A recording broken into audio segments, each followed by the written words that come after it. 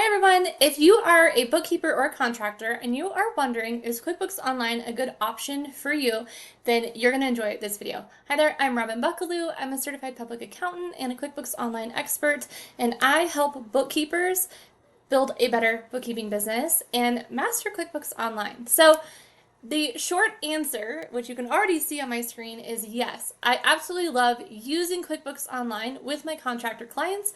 I actually work exclusively with QBO. I used to work on desktop. I used to work on enterprise back in the day when I was a CFO for an epoxy flooring subcontractor.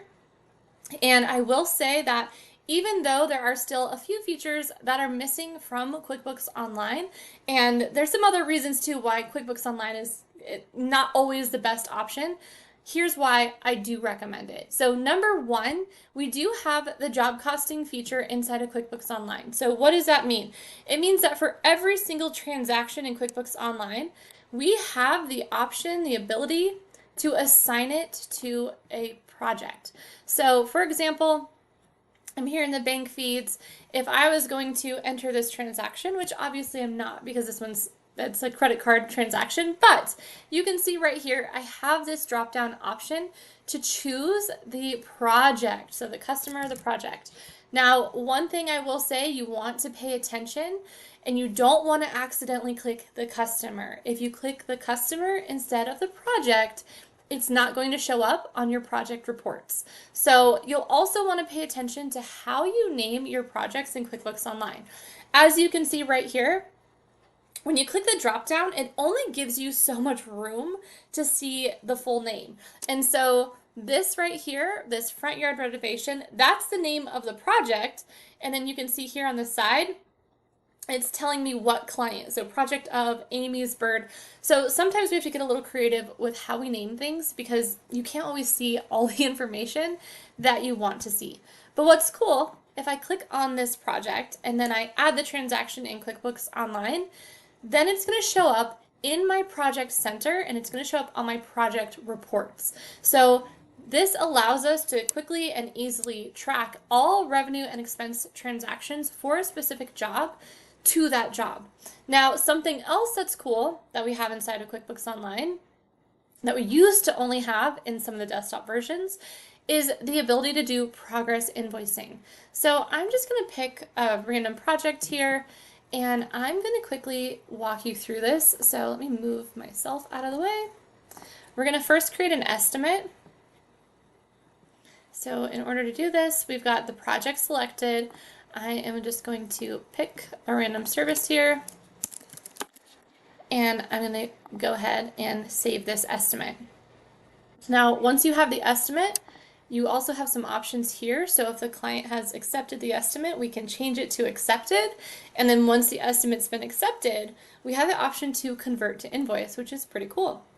So when I click on convert to invoice, I should have the option presented to me of whether I want to convert the whole thing or partial. So you can see from my screen here, it just converted the entire thing.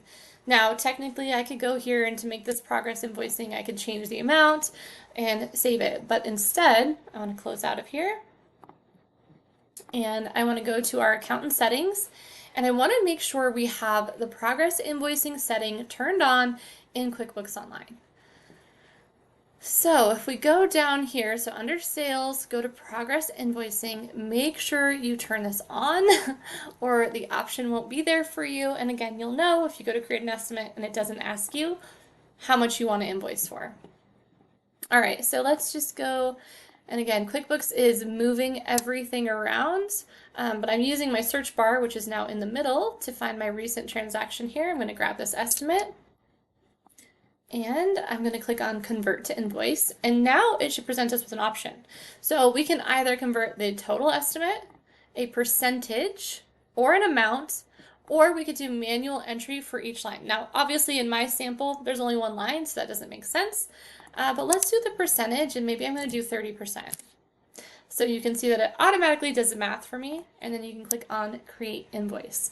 So we have progress invoicing, we have projects in QuickBooks. Those are the two biggest things that I the two biggest features that you really need if you want to implement job costing for your clients using QuickBooks Online.